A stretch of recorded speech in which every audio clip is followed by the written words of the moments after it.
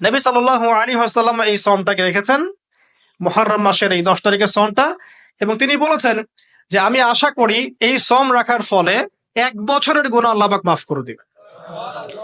এবং একজন সাহাবী এসে জিজ্ঞাসা করছিলেন যে কোন মাসের রোজা রমাজান মাসের পরে সর্বোত্তম।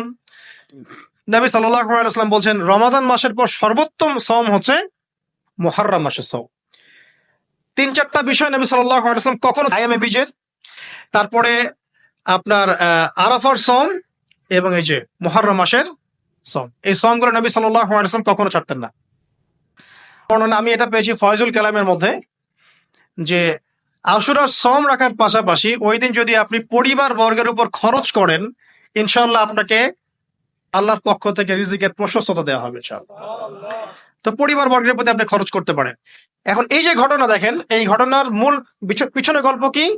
জালেমের ধ্বংস, মাজলুমের মুক্তি, তাই তো? মাজলুমের মুক্তি, এটাকে স্মরণীয় করে রাখার জন্য আল্লাহ রাব্বুল আলামিন এই আশুরার সওমটাকে রেখেছেন। নবী সাল্লাল্লাহু আলাইহি ওয়াসাল্লাম বলেছেন যে ইহুদিরা একদিন রাখে, 10 তারিখে সওম রাখে। আমি যদি বেঁচে থাকি ইনশাআল্লাহ আগামী বছর দুটো হয় 10 হয় 9-10 অথবা 10-11 ইনশাআল্লাহ। আশা করা যে 1 বছরের গুনাহ আল্লাহ পাক মাফ করে দেবেন ইনশাআল্লাহ তাআলা।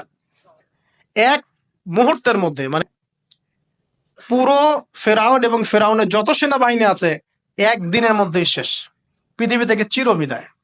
বলেছেন কাম তারাকু মিন জান্নাতি ওয়া উয়ুন, তারা কতই না বড় বড় জান্নাত মানে বাগান এবং প্রস্রবণ পার হয়ে চলে গেল। ওয়া কুনুজি ওয়া মাকামিন কারীম, কত সুন্দর সুন্দর জায়গা তারা ছেড়ে দিয়ে চলে গেল। এবং তারা ধাওয়া করতে লাগলো ফেরাউন মুসার বাহিনীকে। যখন তারা ডুবে গেল, ফামা বাকাত আলাইহিমুস সামাউ ওয়াল আরদ, আসমান এবং জমিনের কোন সৃষ্টি এক ফোঁটা চোখের পানিও ফেলে নাই। এটা আপনি সূরা দুখানের মধ্যে পাবেন, আরো বিস্তারিত আছে। তো এই যে ঘটনাটা ঘটেছে, এই ঘটনাটা ঘটেছে মুহররম মাসের 10 তারিখে। কয় তারিখে? সেই ঘটনা যার স্মরণে আমরা মুহররম মাসের 10 তারিখে সওম রাখি। কথা কি বুঝতে পারছেন? এটাই সেই ঘটনা, যেই ঘটনার ফলশ্রুতিতে এটাকে স্মরণীয় করে রাখতে আল্লাহ পাক কিয়ামত পর্যন্ত এই আশুরার সওমটাকে রেখে দিয়েছেন।